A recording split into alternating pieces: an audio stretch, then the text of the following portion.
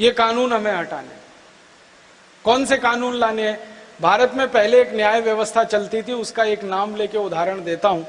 एक राजा था चंद्रगुप्त विक्रमादित्य, बड़ा न्यायप्रिय था। उसके दरबार में एक मुकदमा आया। दो माताएं थी, एक बेटा था। एक माँ कह रही थी मेरा बेटा है, दूसरी कह रही थी मेरा बेटा है। दोनों झगड़ रही थी। राजा ने कहा तलवार ले आओ, आधा आधा काट दो, आधा इसको दे दो, आधा इसको दे दो। जैसे ही तलवार आई तो असली माँ चिल्लाने लगी, नहीं नहीं, इस बेटे को दूसरी माँ को दे दो, कम से कम जिंदा तो रहेगा। राजा समझ गया कि असली माँ यही है जो कटते हुए नहीं देख सकती अपने बच्चे को, तो नकली माँ से बच्चा छीनकर असली माँ को दे दिया। पूरे मुकदमे का फैसला 2 मिनट में हो गया। ये है भारतीय न्याय व्यवस्था। अब इसी मुकदमे को आप सीआरपीसी, आईपीसी और सीपीपीसी में लेके आ जाओ, अंग्रेजी न्याय व्यवस्था में। मैं आपको विनम्रता पूर्वक कह सकता हूं 30 साल केस चलता रहेगा, फैसला ही नहीं हो पाएगा असली माँ कौन है, नकली माँ कौन है। हो सकता है दोनों माताएं मर जाएं तो भी मुकदमा चलता ही रहेगा, चलता ही रहेगा, चलता ही रहेगा। ये है अंग्रेजी न्याय व्यवस्था। हमको ये नहीं चाहिए अंग्रेजी न्याय। हमको चाहिए तुरंत न्याय मिले, और न्याय मिले, फैसला ना हो। केस का डिसीजन नहीं करना है, जजमेंट देना है। इसके लिए न्याय व्यवस्था है, फैसले करने के लिए नहीं है। अब फैसला और न्याय में अंतर जानते हैं क्या है? एक और उदाहरण से समझाता हूं। एक कानून है हमारे देश में, वो ये कहता है कि गाय को डंडे से मत मारो, मारोगे तो जेल हो जाएगी। Prevention of animal cruelty act, डंडे से मारो जेल हो जाएगी। लेकिन उस गाय की गर्दन काट दो और एक एक मांस की बोटी बेच दो उसकी, कुछ नहीं होगा, क्योंकि मांस बेचने के लिए कत्ल खाना खोलने का इस देश में सबको अधिकार है। अब गाय को डंडे से पीटो तो जेल हो जाए, गर्दन से काटो तो मीट एक्सपोर्ट का आपको लाइसेंस मिल जाएगा। ये न्याय है? ये तो अन्याय है। बच्चे को जन्म लेने से पहले गर्भ में मार डालो तो गर्भपात है, जन्म लेने के बाद मारो तो 302 का केस बनता है, फांसी हो जाती है, और गर्भपात में मार डालो तो कुछ नहीं। ये न्याय? हमारे देश में एक कानून है बलात्कार के खिलाफ, अंग्रेजों के जमाने से चला आ रहा है। वो कानून क्या है? किसी भी मां बहन बेटी का बलात्कार हो तो मां बहन बेटी को सिद्ध करना पड़ता है कि बलात्कार हुआ या नहीं। जिसने किया उसको कुछ सिद्ध नहीं करना पड़ता। ये न्याय है? क्या करें? इस व्यवस्था को खत्म करना है, इसको तो चलाना नहीं है, रखना नहीं है 1 मिनट। परिणाम क्या हो रहा है कि जब बलात्कारियों को सिद्ध नहीं करना है कि उन्होंने क्या किया, जिसके ऊपर घटना घटित हुई है उसको सिद्ध करना है, तो सारे बलात्कारी छूटने ही वाले हैं। और इस हिंदुस्तान में 100 बलात्कार के मुकदमे दर्ज होते हैं तो 5 को ही सजा होती है, 95 छूट जाते हैं। वो दोबारा किसी माँ बहन बेटी की इज्जत को तार तार करते हैं। ऐसा न्याय हमें नहीं चाहिए, हमें संपूर्ण न्याय चाहिए। इसकी व्यवस्था हम लाना चाहते हैं। इसी तरह हम शिक्षा व्यवस्था को बदलना चाहते हैं। हमारी आज की शिक्षा व्यवस्था मैकॉले के समय की बनाई हुई है, बहुत पुरानी है। मैकॉले ने अंग्रेजों के गुलामी के तंत्र को मजबूत करने के लिए कुछ क्लर्क पैदा करने हैं, इसके लिए ये शिक्षा व्यवस्था लाई थी। मैकॉले ने खुद अपने ड्राफ्ट में लिखा है कि गुलामी की व्यवस्था को पक्का करने के लिए अंग्रेज सरकार और भारतवासियों के बीच पुल का काम करने के लिए कुछ क्लर्कों की जरूरत है। इसके लिए उन्होंने ये लाया इंडियन एजुकेशन एक्ट। अब वही हम क्यों चला रहे हैं आज़ादी के 62-63 साल के बाद? हमें तो गुलाम नहीं पैदा करने, हमें तो क्लर्क पैदा नहीं करने, हमें तो वैज्ञानिक चाहिए, इंजीनियर चाहिए, डॉक्टर चाहिए, चार्टर्ड अकाउंटेंट चाहिए, और दिमाग से चाहिए।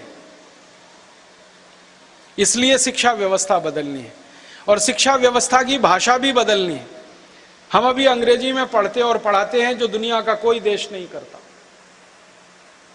आजादी के बाद कोई भी देश ने गुलामी की भाषा को अपने यहां नहीं ढोया, भारत को छोड़कर। सभी देशों ने अपनी मातृभाषा लाई अपने देश में। छोटे छोटे देश हैं, डेनमार्क नाम का बिल्कुल पिद्दी सा देश है, हमारे हिंदुस्तान के किसी मोहल्ले के बराबर का है, इतनी ही आबादी है उस डेनमार्क की। वो देश इतना छोटा होकर अपनी पूरी पढ़ाई डेनिश में कराता है, इंजीनियरिंग डेनिश में होती है, मेडिकल साइंस वहां डेनिश में है, सारा काम वहां वो मातृभाषा में कराता है। तो हम 115 करोड़ की आबादी के देश अपनी मातृभाषा में काम क्यों नहीं कर सकते? हम इंजीनियरिंग क्यों नहीं हिंदी में पढ़ा सकते? मेडिकल की पढ़ाई हिंदी में क्यों नहीं हो सकती? मैनेजमेंट की पढ़ाई हिंदी में क्यों नहीं हो सकती? चार्टर्ड अकाउंटेंसी की पढ़ाई हिंदी में क्यों नहीं हो सकती? तो कुछ लोग कुतर्क देते हैं कि हिंदी में शब्दों की कमी है। ऐसी कोई कमी नहीं है। डेनिश भाषा के पास तो बिल्कुल शब्द नहीं है, उससे तो 1000 गुना ज्यादा हमारे पास है। शब्दों की कोई कमी नहीं है, शब्दकोश की कोई कमी नहीं, हमारे पास पर्याप्त शब्द हैं। अंग्रेजी से ज्यादा शब्द हैं हमारे पास। अंग्रेजी तो भाषा 5वीं शताब्दी से आई है, उसके पहले तो कोई जानता नहीं उनका इतिहास क्या है। दुनिया भर के देशों से खिचड़ी बना के इकट्ठी की हुई है उन्होंने। लैटिन से कुछ ले लिया, जर्मन से कुछ ले लिया, फ्रेंच में से कुछ ले लिया, इटालियन में से ले लिया, इससे ले लिया और बना दिया। हमको तो ये नहीं करना पड़ा। संस्कृत में ऐसा घालमेल करने की जरूरत नहीं पड़ी कभी इस देश को, करोड़ों साल से। और जितना ज्यादा शब्द संस्कृत में हो सकते हैं दुनिया की किसी भाषा में संभव नहीं है, क्योंकि शब्द रूप और धातु रूप यही एक भाषा में है। करोड़ों शब्द। अंग्रेजी में तो अकाल है शब्दों का। एक शब्द है सन, SUN, वो अकेला ही है, दूसरा है ही नहीं। सूरज को बोलने का सन के अलावा दूसरा शब्द नहीं अंग्रेजी के पास। और हम अगर संस्कृत और हिंदी की बात करें तो दिनकर, दिवाकर, रवि, भास्कर, मार्तंड, 84 शब्द हैं हमारे पास। एक शब्द है अंग्रेजों के पास मून, वो अकेला है, इकलौता है। और हम चंद्रमा के अगर शब्दों की गिनती शुरू कर दें तो वो 62-63 है। एक शब्द है उनके पास वाटर, पानी, और वो पानी चाहे नदी का हो, चाहे नाले का हो, चाहे तालाब का हो, चाहे कहीं का, वो एक ही है, वाटर। हमारे पास तो हर जगह के पानी के लिए अलग शब्द है। नदी के पानी के लिए अलग, आकाश के पानी के लिए अलग, समुद्र के पानी के लिए अलग, तालाब के पानी के लिए अलग। शब्दों का भंडार जितना बड़ा हमारे पास है, किसी के पास नहीं। और जिस भाषा के पास शब्दों का भंडार हो वहां पाठ्यक्रम भी बहुत आसानी से बन सकते हैं, पढ़ाए जा सकते हैं। इसलिए हमें तो अंग्रेजी को छोड़ना ही है, और ऐसे ही छोड़ना है जैसे अंग्रेजों को छोड़ा था। अंग्रेजों को छोड़ दिया तो उनकी अंग्रेजी को छाती से क्यों लगा के घूमे? जरूरत क्या है? हमें तो नहीं जरूरत है। आप बोलेंगे जी अंतरराष्ट्रीय व्यापार करना है तो अंग्रेजी की जरूरत है। कुछ जरूरत नहीं है। जापान बिना अंग्रेजी जाने, सीखे, समझे अंतरराष्ट्रीय व्यापार करता है। जापान का प्रधानमंत्री भी अंग्रेजी नहीं जानता, चपरासी भी अंग्रेजी नहीं जानता। सारी दुनिया में उनका माल बिकता है बिना अंग्रेजी के, तो हमारा क्यों नहीं बिकेगा? रूस बिना अंग्रेजी के इतना व्यापार कर सकता है, जर्मनी बिना अंग्रेजी के इतना व्यापार कर सकता है। आपको मालूम है इंजीनियरिंग के सबसे अच्छे सामान दुनिया में जर्मनी के ही हैं, और वो बिना अंग्रेजी के कर रहे हैं। फ्रांस वाले बिना अंग्रेजी के अपना काम चला सकते हैं, नीदरलैंड वाले बिना अंग्रेजी के काम चला सकते हैं, तो हम भी चला सकते हैं, कोई दिक्कत नहीं है हमको। अपनी भाषा पे स्वाभिमान और गौरव करने की बात है, कमी कुछ नहीं है हमारी भाषा।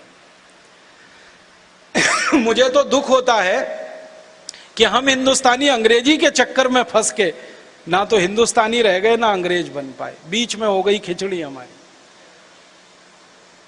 कुछ आजकल अंग्रेजी पढ़े लिखे अधकचरे लोगों के घरों में जब मैं जाता हूं तो बड़ी हास्यास्पद स्थिति देखता हूं। पिताजी का नाम रामदयाल, माताजी का नाम गायत्री देवी, बेटे का नाम टिंकू। अब रामदयाल और गायत्री देवी का टिंकू कहां से आ गया यही समझ में नहीं आता। और जिन्होंने बेटे का नाम टिंकू रखा उनसे पूछता हूं तुमको मालूम है टिंकू का अर्थ क्या है, तो उनको नहीं मालूम। टिंकू का अर्थ होता है आवारा लड़का। जो बाप की ना सुने, मां की ना सुने, वो अंग्रेजी में टिंकू होता है। यहां अच्छे खासे लड़के को टिंकू टिंकू बोल बोल के आवारा बना रहे हैं। क्या मूर्ख लोग हैं इस देश में पढ़े लिखे। बेटी का नाम डिम्पल, ट्विंकल, बबली, डबली, बबलू, डबलू, क्या मतलब है बबलू, डबलू, ट्विंकल, टिम्पल? नामों की कुछ कमी आ गई है क्या? अकाल पड़ गया इस देश में। और ऐसे ऐसे मूर्ख लोग हैं इस देश में पढ़े लिखे, रौब झाड़ने के लिए अंग्रेजी में बात करते हैं। अंग्रेजी आती नहीं है उनको। जितने लोगों को अंग्रेजी बोलते मैंने सुना है 99% गलत व्याकरण और गलत उच्चारण का उपयोग करते हैं, फिर भी रौब झाड़ने के लिए बोलते रहते हैं। शब्दों का अर्थ नहीं मालूम फिर भी बोलते रहते हैं। कभी कभी चला जाता हूं किसी के घर में तो कहते ओ Rajiv Dikshit, she is my Mrs. तो मैं पूछता हूं really she is your Mrs? क्योंकि उनको मिसेज का अर्थ ही नहीं मालूम, बोल रहे हैं मिसेज। किसी की धर्मपत्नी कहती है ही इज माई मिस्टर, मैं पूछता हूं really he is your mister? क्योंकि मिस्टर का अर्थ नहीं मालूम।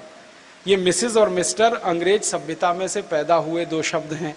हर सभ्यता की अपनी कोई विशेषता होती है, ऐसे ही अंग्रेजों की एक विशेषता है, और वो विशेषता है एक्स्ट्रा मैरिटल अफेयर्स, पर स्त्री गमन, पर पुरुष गमन।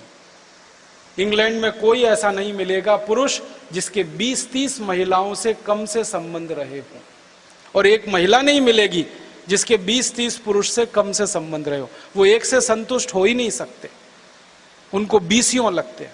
मेरे बहुत दोस्त हैं यूरोप में, 30-30 शादियां की हैं और 31वीं करने को तैयार है। सवेरे शादी, शाम को तलाक, फिर दूसरी शादी, फिर शाम को तलाक, क्योंकि भरोसा ही नहीं है दोनों को एक दूसरे पर। क्योंकि शादी होती ही नहीं है आत्मा से, वहां तो शरीर से होती है। आत्मा को तो मानते नहीं ना, वो आपको मालूम है, वो मानते नहीं कि आत्मा कोई चीज है। वो तो कहते हैं शरीर है और शरीर का आनंद है, मिले तो ठीक, नहीं मिले तो जयराम जी की अलग अलग, फिर दूसरे को ले लो, फिर तीसरे को ले लो। तो जिन देशों में स्त्री पुरुषों के 20 संबंध बनते हैं, वहां पर मिस्टर एंड मिसेस शब्द उपजे। और इनका अर्थ क्या है? मिसेस का मतलब होता है धर्म पत्नी को छोड़कर कोई भी वो स्त्री जिसके साथ आप रात बिस्तर में बिता सकते हैं, वो मिसेस होती है। ताली मत बजाइए। और मिस्टर का माने वो पुरुष जो पति को छोड़कर है, जिसके साथ आप बिस्तर में रात बिता सकती हैं, ये है मिस्टर एंड मिसेस। यहां धर्म पत्नी जो अग्नि को साक्षी मानकर आपके घर में आई है, आप उसको मिसेस बनाने में लग गए। अक्ल नहीं है, कुछ समझ नहीं है हमको। एक बहुत खराब शब्द है अंग्रेजी का, जो किसी भाषा में नहीं है, हो भी नहीं सकता, मैडम। जानते हैं मैडम का अर्थ क्या?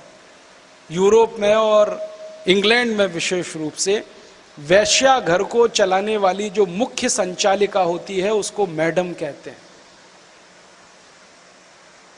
रंडी घर को चलाने वाली जो मुख्य संचालिका है, उसको मैडम कहते हैं। और यहां हमारी सम्मानजनक मां बहन बेटियों को मैडम मैडम बोल के हम कहते रहते हैं।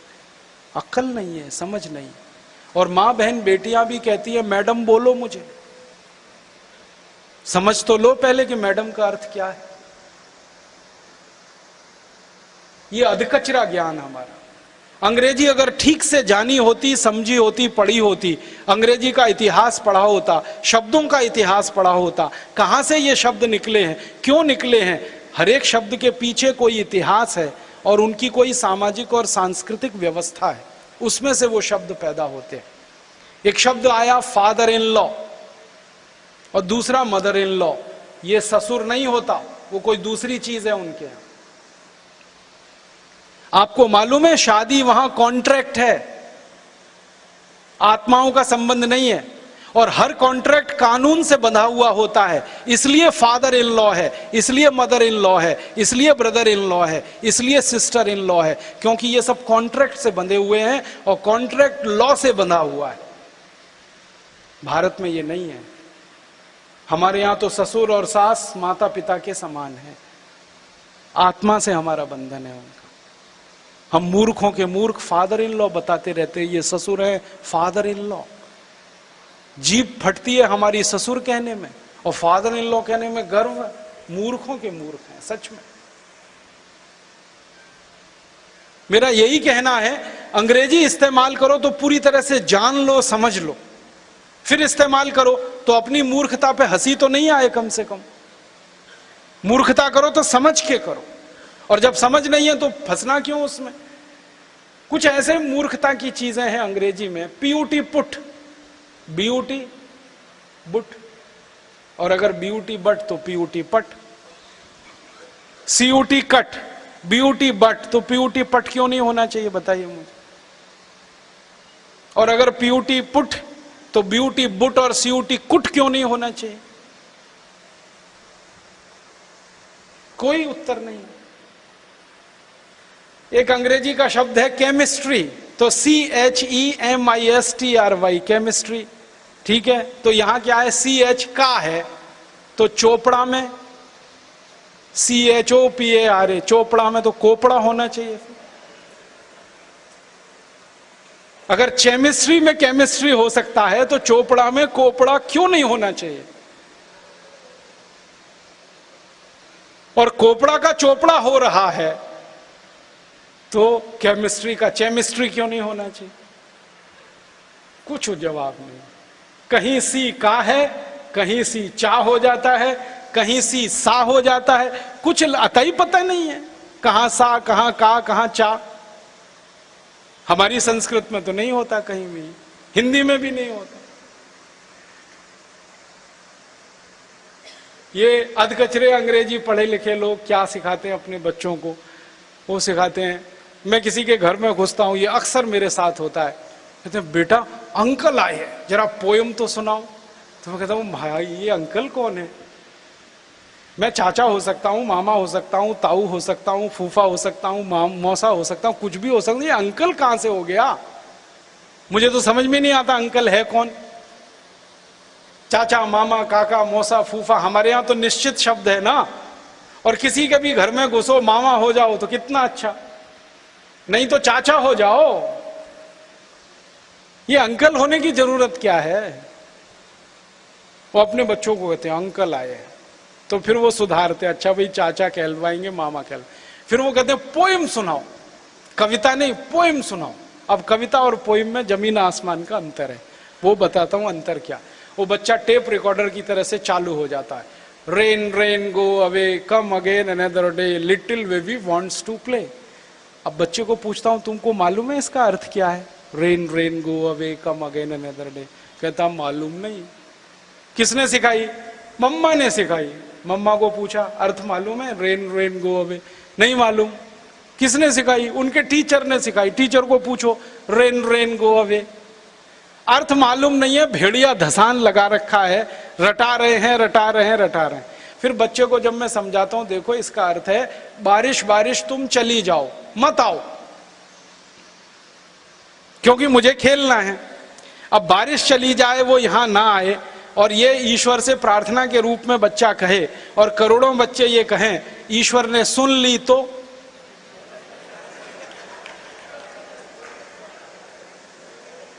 बारिश को बुला लिया वापस, क्योंकि सब बच्चे कह रहे हैं रेन रेन गो अवे, भाग जाओ बारिश तुम। तो ईश्वर ने कहा चलो ठीक है बुला लो वापस। तो बारिश तो होगी नहीं, खेत में पानी तो आएगा नहीं, तो अन्न तो पैदा होगा नहीं, तो खाएंगे क्या? रेन रेन गो अवे खा के पेट भरेगा? हम मूर्खों को यह पता नहीं है कि हिंदुस्तान में 14 करोड़ हेक्टेयर जमीन पर जहां खेती होती है, उसमें से 5 करोड़ हेक्टेयर जमीन पर ही पानी की व्यवस्था है। 9 करोड़ हेक्टेयर जमीन की खेती तो बारिश की ताकत पर होती है। जिस देश की 60% खेती बारिश पर होती हो, वहां के बच्चे ये गाएं rain rain go away come again another day. महामूर्खता की ये हद है। फिर उन बच्चों को मैं कहता हूं कि यह है पोएम जो आई है इंग्लैंड से, क्योंकि इंग्लैंड में बारिश कभी भी होती है, मौसम का भरोसा नहीं। इंग्लैंड में कहते हैं 3 W हैं जिनका कोई भरोसा नहीं, वेदर कोई भरोसा नहीं, वाइफ कोई भरोसा नहीं, आज है कल नहीं है। हाँ बिल्कुल भरोसा नहीं है वाइफ का, वेदर का भरोसा नहीं, और वर्क काम का भरोसा नहीं। 20 साल आप किसी कंपनी में काम कर रहे हैं, कल आपको पिंक स्लिप देंगे और कहेंगे जी चले जाओ। हमारे यहां ऐसा नहीं है। हमारे यहां तो वेदर एकदम पक्का है, भरोसा है। बारिश का सीजन है तभी बारिश होगी, ठंड में तो ठंड होगी, गर्मी में गर्मी ही होगी। ये भारत में नहीं हो सकता। और वाइफ तो इतनी पक्की है इस देश में कि एक जन्म नहीं 7-7 जन्म तक का बंधन है।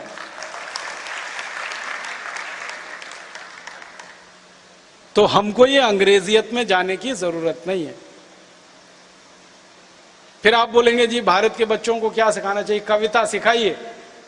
आपको एक मैं मराठी कविता बताता हूं, बहुत सुंदर कविता है। ये रे पाऊसा तुला देतो पैसा, पैसा झाला खोटा, पाऊस आला मोठा। ये है भारतीय कविता। बच्चे क्या कह रहे हैं? बारिश बारिश तुम जल्दी आओ, ये रे माने जल्दी जल्दी आओ, ये रे पाऊसा तुला दे, तो पैसा देने को तैयार है बच्चा, तुम आ जाओ एक बार। हम बारिश को बुलाने वाले देश के लोग हैं, क्योंकि 60% उत्पादन बारिश की ताकत पर होता है। तो यहाँ के जमीन से जो कविता फूटेगी वो येरे येरे पाउसा ही होगी। इंग्लैंड की जमीन से जो कविता फूटेगी वो रेन रेन गो अवे होगी। हर सभ्यता की कविताएं अलग होती हैं, हर संस्कृति के वाक्य अलग होते हैं, सूक्त अलग होते हैं। ये समझने की जरूरत है। अंग्रेजियत में येरे येरे पाउसा नहीं मिलेगा। तो भारतीयता में आइए, इस अंग्रेजी का पिंड छोड़िए। आप दुनिया भर में बोलते फिरते अंग्रेजी अंतर्राष्ट्रीय भाषा बिल्कुल नहीं है। 200 देश हैं, मात्र 14 देशों में अंग्रेजी चलती है, और उन्हीं देशों में अंग्रेजी है जो अंग्रेजों के गुलाम है। Bharat, Pakistan, Bangladesh, Australia, New Zealand, Canada, West Indies, फिर साउथ अफ्रीका, फिर स्कॉटलैंड, फिर आयरलैंड, ये सब अंग्रेजों के गुलाम हैं, इसलिए अंग्रेजी बोलते हैं। जो देश गुलाम नहीं हुए वहां अंग्रेजी नहीं है। मैं तो आपको एक रहस्य की बात बताता हूं, दुनिया की सबसे बड़ी संस्था यूनाइटेड नेशंस में अंग्रेजी नहीं चलती, वहां फ्रेंच चलती है, अंग्रेजी में भाषांतर करते हैं। एक बार मैंने एक अधिकारी को पूछा, यूएन अधिकारी को, कि आप अंग्रेजी में काम क्यों नहीं करते? उन्होंने कहा वो कोई भाषा है? मैं पूछा मतलब? उन्होंने कहा सबसे रद्दी भाषा दुनिया की, जिसका अपना व्याकरण नहीं है, जिसके अपने शब्द नहीं है, सब नकल करके घेर बटोर के इकट्ठा किया है। तो फिर मैंने कहा आप फ्रेंच में काम क्यों करते हैं? तो उसने इतना सुंदर जवाब दिया जो आपको भी पसंद आएगा। उसने कहा फ्रेंच बहुत वैज्ञानिक भाषा है। मैं बोला इसकी वैज्ञानिकता क्या है? तो उसने कहा इसमें धातु रूप अलग होता है, शब्द रूप अलग होता है। मैं पूछा ये कहां से आया है? उसने कहा संस्कृत में से आया है।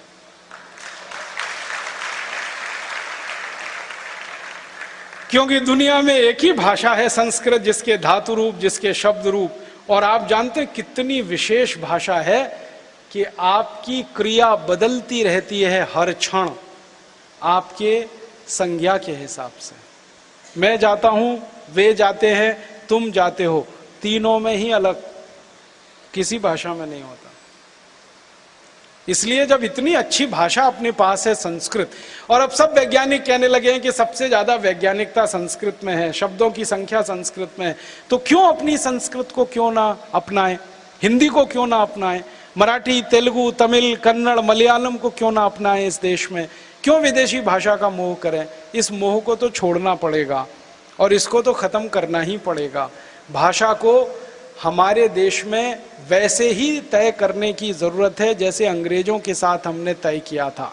अंग्रेज रहें तो ठीक है, अंग्रेजी थी, अब अंग्रेज गए तो अंग्रेजी को विदा करना ही है। और जिस दिन अंग्रेजी विदा होगी उस दिन इस देश में एक नई क्रांति होगी। आप जानते हैं क्या होगा? इस देश के करोड़ों विद्यार्थी जो गणित में अच्छे हैं, भौतिक शास्त्र में अच्छे हैं, रसायन शास्त्र में अच्छे हैं, अर्थशास्त्र में अच्छे हैं, इतिहास में अच्छे हैं, सब विषयों में पारंगत हैं, लेकिन अंग्रेजी में फेल होते हैं तो उनकी जिंदगी रुक जाती है, सिर्फ इसलिए कि अंग्रेजी में फेल हो गए। मैं ये बात अपने आप से कहना चाहता हूं और आपसे कि उनको अंग्रेजी में ही फेल होना चाहिए, क्योंकि वो उनकी भाषा नहीं है, विदेशी है। कौन सा अंग्रेज है जो हिंदी में पास होकर दिखा सकता है? आप ले आइए। और कौन से अंग्रेज परिवार के लोग हैं जो मार मार के अपने बच्चों को हिंदी सिखाते हों? ले आइए। हम मार मार के अपने बच्चों को अंग्रेजी क्यों सिखा रहे हैं? और अंग्रेजी में फेल हो रहे हैं तो उस पर अफसोस क्या कर रहे हैं? फेल तो उनको अंग्रेजी में ही होना चाहिए, पास तो हिंदी में होना चाहिए, संस्कृत में होना चाहिए, क्योंकि विदेशी भाषा में फेल नहीं होंगे तो किस में फेल होंगे? लेकिन हमारे देश की मुश्किल क्या है कि जो विदेशी भाषा में फेल हो गया वो जिंदगी में फेल हो जाता है, वो कहीं भी पास नहीं हो पाता है, पूरा जिंदगी भर वो दर्द सहता रहता है अंग्रेजी का। मैंने देखा है इस देश के बहुत विद्यार्थियों को जो अंग्रेजी में लिख नहीं सकते, पढ़ नहीं सकते, बोल नहीं सकते, वो लिखते पढ़ते बोलते हैं मातृभाषा में, फिर उसका भाषांतर करते हैं विदेशी भाषा में। उनकी जिंदगी का 6 गुना ज्यादा समय इसी भाषांतर में निकल जाता है। फिर परिणाम क्या होता है? 2-3 साल में जो इंजीनियरिंग होना चाहिए वो 5.5 साल में होता है, 6 साल में होता है, 7 साल में, 1.5-2 साल में जो मेडिकल की पढ़ाई होनी चाहिए वो 5-7 साल खिंच जाती है। भाषा को बदल दीजिए, मातृभाषा ले आइए, सारी इंजीनियरिंग और मेडिकल की पढ़ाई 1.5-2 साल में ही हो जाएगी, चार्टेड अकाउंटेंसी की पढ़ाई 6-8 महीने में हो जाएगी, मैनेजमेंट की पढ़ाई 2-3 महीने में हो जाएगी। और एक दिन मैंने मेरे ऊपर ये करके देखा कि पहली कक्षा से 12वीं तक मैं अंग्रेजी हटा दूं हर जगह से, तो 12 साल में जितना मैंने सीखा मैं 2 साल में वो सब सीख सकता हूं। 10 साल अपनी जिंदगी के बचा सकता हूं, दूसरे काम में लगा सकता हूं। करोड़ों विद्यार्थी वंचित हैं इस देश में, वो सिर्फ अंग्रेजी के कारण। हमें इसको हटाना है, मातृभाषा के आधार पर शिक्षण व्यवस्था को लाना है। इसके लिए भारत स्वाभिमान अभियान है। और ऐसे कुल हम 60-65 काम करना चाहते हैं इस देश में, छोटे बड़े कुल मिलाकर, इस व्यवस्था को सुधारने के। इन्हीं सब कामों के लिए भारत स्वाभिमान बनाया है। एक और काम हम करना चाहते हैं कि ईस्ट इंडिया कंपनी आई थी लूटने के लिए, अब आजादी के 62 साल में 5000 विदेशी कंपनी आ गई लूटने के लिए। Pepsi cola, Coca Cola, Colgate, Palmolive, Procter and Gamble, Reckitt and Colman, ये सब विदेशी कंपनियां ऐसे ही लूट रही हैं जैसे ईस्ट इंडिया कंपनी लूटती थी। इनको भी हम भगाना चाहते हैं। जैसे ईस्ट इंडिया कंपनी को भगाया, वैसे ये पेप्सी कोक को भी भगाना चाहते हैं। उसके लिए स्वदेशी आंदोलन इस देश में फिर पैदा करना चाहते हैं। एक बार स्वदेशी आंदोलन लोकमान्य तिलक ने शुरू किया था, महात्मा गांधी ने किया था, विनायक दामोदर सावरकर ने किया था। अब वही स्वदेशी आंदोलन फिर करना चाहते हैं। गांधी जी, तिलक और सावरकर ने किया था ईस्ट इंडिया कंपनी के खिलाफ, हम वो करना चाहते हैं पेप्सी, कोका कोला जैसी 5000 कंपनियों के खिलाफ। उसमें आपका हमें सक्रिय सहयोग चाहिए। आप बोलेंगे क्या? गांधी जी ने, तिलक ने देश को समझाया कि ईस्ट इंडिया कंपनी का सामान मत खरीदो, ये भाग जाएगी। हम भी आपको यही समझाना चाहते हैं कि इन 5000 विदेशी कंपनियों का सामान मत खरीदो, ये भी भाग जाएंगे। Pepsi cola, Coca Cola, Colgate, Hindustan Lever, Procter and Gamble, Reckitt and Colman, इन कंपनियों का सामान मत खरीदिए। इनके स्थान पर सिर्फ स्वदेशी सामान खरीदिए, देशी सामान खरीदिए। पैसा देश का बचेगा, अर्थव्यवस्था में ताकत बढ़ेगी। मैंने एक दिन हिसाब निकाला कि सारे हिंदुस्तानी लोग पेप्सी कोक पीते हैं। एक बोतल 12 रुपए की मिलती है, 70 पैसे में बनती है, 12 की वो बेचते हैं। एक बोतल पर 10 रुपए उनको नेट प्रॉफिट होता है टैक्स देने के बाद। 700 करोड़ बोतल उनकी साल में बिकती है, 7000 करोड़ रुपए वो लूट ले जाते हैं इस देश से, पेप्सी कोक का पानी पिलाकर। और वो पानी 12 रुपए का है 300 मिलीलीटर, 36 रुपए का हो गया 900 मिलीलीटर, 40 रुपए का 1 लीटर। 1 लीटर पानी 40 रुपए का हम पी रहे हैं। 20 रुपए लीटर का दूध नहीं पी सकते और अपने को बहुत स्मार्ट समझते हैं। और जो पेप्सी कोक का पानी पी रहे हैं उसको पीने में मजा नहीं आता, नाक में जलन, गले में जलन, पेट में जलन, आंखों से आंसू निकलते हैं, फिर भी गटागट पीते रहते हैं। कुछ लोग कहते हैं कि वो बेस्ट क्वालिटी है क्योंकि अमेरिका से आया है। उसकी क्वालिटी एक दिन पता की तो पता चला उसमें एसिड मिलाते हैं, फॉस्फोरिक एसिड। ये वही एसिड है जिससे संडास साफ करने वाला फिनाइल बनाते हैं। हमारे घर में हार्पिक बनता है, फिनाइल बनता है, वो जिस एसिड से बनता है उसी से पेप्सी कोक बनता है। एक दिन मैंने मेरे घर में परीक्षण किया कि एसिड से अगर हम फिनाइल से और हार्पिक से संडास साफ कर सकते हैं तो पेप्सी से भी होना चाहिए। क्वालिटी दोनों की एक ही है। मैंने करके देखा, बहुत अच्छा साफ होता है, बहुत अच्छा। 1 महीने मैंने मेरा टॉयलेट साफ नहीं किया, एक बोतल पेप्सी कोला लाके स्प्रे किया, 20 मिनट के बाद पानी से धोया, टॉयलेट पॉट झकाझक सफेद, एकदम व्हाइट एंड व्हाइट। उस दिन से मैंने एक विज्ञापन शुरू किया, ठंडा मतलब टॉयलेट क्लीनर। अब ये पढ़े लिखे इडियट क्लास के लोग इसी टॉयलेट क्लीनर को पीते हैं। अकेले नहीं पीते, घर में आने वाले मेहमान को भी पिलाते हैं। एक तरफ कहते हैं अतिथि देवता होता है, देवताओं को ही संडास साफ करने का पानी पिलाते। कुछ अतिथि तो ऐसे घर में आते हैं, घुसते ही कहते हैं ठंडा लाओ, माने टॉयलेट क्लीनर पिलाओ हमको। मत पीजिए, अच्छा नहीं है, क्वालिटी बहुत खराब। मैं आपको सच्ची जानकारी देता हूं, मैं महाराष्ट्र के विदर्भ एरिया में बहुत दिन रहा। वहां कपास की फसल होती है, कपास पे कीड़े बहुत लगते हैं। कीड़ों को मारने के लिए किसान पेप्सी कोक स्प्रे करते हैं और कीड़े मर जाते हैं। क्योंकि पेप्सी कोक में खतरनाक जहर हैं, chlorpyrifos, endosulfan, malathion, dichromate, monocrotophos, जिससे कीड़े मरते हैं फसल के, वो पेप्सी कोक है। मत पीजिए इसको। तो क्या पिए? गन्ने का रस, संतरे का रस, मौसमी का रस, दही की लस्सी, गाय का दूध, कुछ भी पीजिए। 7,000 करोड़ का अगर गन्ने का रस पीने लगे तो करोड़ों किसानों को इतना पैसा मिलेगा कि वो गन्ना पैदा करने में ही करोड़पति हो जाए। तो पैसा देश के किसान को दीजिए, ना कि अमेरिका की कंपनी। ऐसे ही आप कॉलगेट क्लोजअप मत खरीदिए, ये विदेशी पेस्ट है। दांत साफ करने के लिए जो आप कॉलगेट क्लोजअप इस्तेमाल करते हैं, कितनी लूट है। 30 रुपए का 100 ग्राम है, 300 रुपए किलो। 200 रुपए किलो बादाम है, 300 रुपए किलो टूथपेस्ट है। 150 रुपए किलो घी आता है गाय का, 300 रुपए किलो पेस्ट है। पढ़े लिखे लोग क्या करते हैं? 300 रुपए किलो का पेस्ट रगड़ते हैं और वॉश बेसिन में थूकते, और 150 रुपए किलो गाय का घी रोटी पे लगा के खाते हैं। सस्ती चीज खाते हैं, महंगी चीज थूकते हैं। कहते हैं हम बहुत स्मार्ट। मैं कहता हूं और स्मार्ट बनो। कहते हैं क्या करें? मैं कहता हूं ये 300 रुपए किलो का पेस्ट थूकते क्यों? इसी को रोटी पे लगा लगा के खा लो, क्योंकि घी से महंगा है। ये मूर्खता मत करिए कॉलगेट क्लोजअप की, बंद करिए इसको। आप बोलेंगे दांत कैसे साफ करें? नीम का दातुन, बबूल का दातुन, tax free, cost free, side effect नहीं है, एक्सपायरी डेट नहीं, गली गली गांव गांव मिलता है। जो दातुन नहीं कर सकते तो दंत मंजन करिए। हमारे पतंजलि योगपीठ का दंत मंजन ले लीजिए, दिव्य दंत मंजन। उसको खरीदेंगे तो पैसा हमारे ट्रस्ट में आएगा और हमारे इस भारत स्वाभिमान के काम में लग जाएगा। ये कॉलगेट क्लोजअप का पैसा तो अमेरिका जाएगा। बंद करिए उसको। दंत मंजन घर में बना लीजिए, थोड़ा नमक, थोड़ा तेल बस, और थोड़ी हल्दी, तीनों मिला के दांत पे घिस लीजिए, दंत मंजन। ये विदेशी फालतू में साबुन मत खरीदिए, lux, life boy, Liril, Rexona.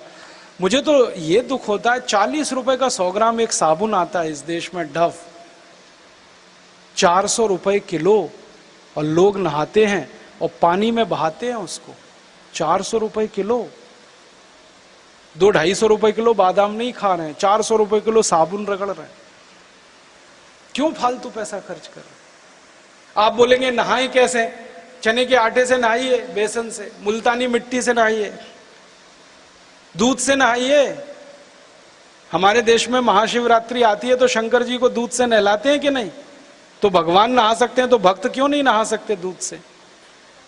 और जब बुजुर्गों के पांव छुओ तो एक ही आशीर्वाद देते हैं, दूधो नहाओ पूतों फलो। कुछ तो मानो बुजुर्गों की, दूध से नहाओ। कोई बुजुर्ग ये नहीं कहता लक्स लगाओ पूतों फलो, लाइफ बॉय लगाओ पुत्रियां फलो। सब कहते हैं दूधो नहाओ पूतों फलो, दूध से नहाओ। मैंने हिसाब निकाला, हम सब दूध से नहाने लगे तो बिक्री दूध की बढ़ेगी, मुनाफा किसानों को मिलेगा, पैसा देश का बचेगा। गाय बैल ज्यादा पालने पड़ेंगे तो गोबर और मूत्र ज्यादा होगा, तो खेतों में भी वो डल पाएगा, तो यूरिया डीएपी भी बंद हो जाएगा, लाखों करोड़ का खर्चा बच जाएगा देश। दूध से नहाइए, और दाढ़ी भी दूध से बनाइए। शेव करते हैं ना दूध से, थोड़ा दूध ले लीजिए, लगाइए, रेजर चलाइए, बहुत क्लीन शेव बनती है। मैं 15 साल से करता हूं। 4 फायदे हैं। पहला फायदा, दूध लगाओ चिकना हो जाता है चेहरा, तो रेजर बहुत आसानी से चलता है, तो ब्लेड ज्यादा दिन काम करता है। दूसरा फायदा, दूध लगाओ तो दूध गंदगी निकाल देता है। आपको मालूम है दूध बेस्ट क्वालिटी क्लिनजिंग एजेंट है। बड़े बड़े ब्यूटी पार्लर्स में मिल्क क्लिनजिंग ही होता है, 500 रुपए में करते हैं। मैं फोकट में बता रहा हूं आपको। दूध लगाओ तो गंदगी निकलती है, चेहरा साफ होता है, तो कील मुहासे नहीं होते। और दूध लगाओ, चेहरा साफ हो तो चेहरा चमकता है। फोकट में स्मार्ट बनने का रास्ता बता रहा हूं आपको। कल से शुरू कर दो, दूध से दाढ़ी बनाओ, दूध से नहाओ, और फायदा हो तो पड़ोसियों को बताओ। सारे देश में ये हमें फैशन बनाना है। जिंदगी को थोड़ा बदलो। कपड़े पहनने हैं तो सूदी पहनो, खादी के पहनो। जूते चप्पल खरीदने हैं तो मोची से खरीदो, बाटा का मत खरीदना, बहुत लूटखोर कंपनी। बाटा क्या करता है, आगरे में जूता बनवाता है, आपको चल के दिखा देता हूं, कहीं दूर से नहीं, आगरे से बनवाता है। 100 रुपए का जूता, और मोहर लगाता है 699 रुपए 95 पैसे। आपको लगता है ये तो बड़े ईमानदार हैं, 700 रुपए नहीं लेते, वो लूट लेते हैं आपको 6 गुना। 100 रुपए का जूता है वो, तो अपने मोची से खरीद लो, मोचियों को रोजगार मिल जाएगा, बाटा को पैसे क्यों दे रहे हैं? तो माने विदेशी माल बिल्कुल खरीदना बंद कर दो, आप स्वदेशी खरीदो, स्वदेशी बनो। आप पूछोगे पता कैसे चलेगा? एक पुस्तक हमने बनाई है, उसका नाम है जीवन दर्शन, परम पूजनीय स्वामी रामदेव जी ने खुद लिखा है। उस पुस्तक में पीछे के 4 पन्ने पे यही जानकारी है, क्या सामान स्वदेशी, क्या विदेशी, क्या स्वदेशी, क्या विदेशी। वो ले लो आप, हमारे पतंजलि चिकित्सालय से मिल जाएगी, इनके हाथ में है ये पुस्तक है, जरा खड़े होके दिखा दो। ये पुस्तक मात्र 11 रुपए की है, आप इसको ले लो। पीछे इसमें 4 पन्ने हैं, जब आप खोलोगे तो सबसे पीछे उसमें सूची है, क्या वस्तु स्वदेशी, क्या विदेशी। उसको संभाल के रखो, बाजार जब भी आप जाओ तो ये सूची देख कर जाओ और स्वदेशी सामान ही लेके आओ। अपने जीवन में एक संकल्प ले लो कि हम भारतीय हैं तो भारतीय वस्तुओं का ही उपयोग करेंगे, हम भारतीय हैं तो भारतीय भाषाओं का ही उपयोग करेंगे, हम भारतीय हैं तो भारतीय भोजन का ही उपयोग करेंगे, हम भारतीय हैं तो भारतीय औषधियों का ही उपयोग करेंगे। जो भी होगा हम भारतीय भाषा, भूषा, भोजन, भेषज सब कुछ भारतीय होगा, तब जाकर हम शहीदों के सपनों को सच्चा कर पाएंगे। इसी के लिए उन्होंने कुर्बानी दी है। इसी स्वदेशी आंदोलन को करते करते लोकमान्य तिलक चले गए, महात्मा गांधी चले गए, सावरकर चले गए। वही आंदोलन अब हमें फिर जिंदा करना है। इसके लिए ये भारत स्वाभिमान है। तो आप सब इसमें हमारा सहयोग करेंगे, ऐसी मैं विनम्र अपेक्षा लेके आया। एक तो आप हमारे सदस्य बनिए भारत स्वाभिमान के, हमको इस समय सदस्यों की बहुत जरूरत है। संख्या बढ़ाना है सबसे बड़ा काम। 5 करोड़ लोग हमें इकट्ठे करने हैं। हमारी पार्टियों के पास 4 करोड़ लोग हैं। हम जिस दिन 5 करोड़ हो जाएंगे, हम जो कहेंगे पार्टियां वही करेंगी। इस देश में नियम वही बनेगा, कानून वही बनेगा। संख्या बढ़ानी है हमको, तो आप हमारे ट्रस्ट में जुड़ जाइए, हमारे अभियान में जुड़ जाइए। जुड़ने का तरीका बहुत सरल है, एक फॉर्म बनाया गया है, वो आप ले लीजिए, उसको भर के दे दीजिए। साधारण लोग जो सदस्य बनेंगे उनको 51 रुपये उसका दान राशि है, और जो विशेष बनेंगे वो 1100 रुपये है। ये दान राशि हमारे भारत स्वाभिमान ट्रस्ट में जाएगी। इसका 1 पैसा भी किसी के व्यक्तिगत कार्य के लिए खर्च नहीं होता, सारा देश के कार्य के लिए पैसा खर्च हो रहा है। तो आप धन देंगे, हमारे ट्रस्ट के काम आए।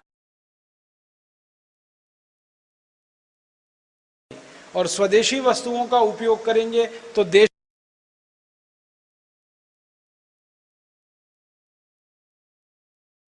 है, देश को स्वदेशी बनाना है, खुद को स्वावलंबी बनाना है, देश को भी स्वावलंबी बनाना है, और संपूर्ण स्वतंत्रता और स्वराज्य इस देश में लाना है जो अभी तक आया नहीं है।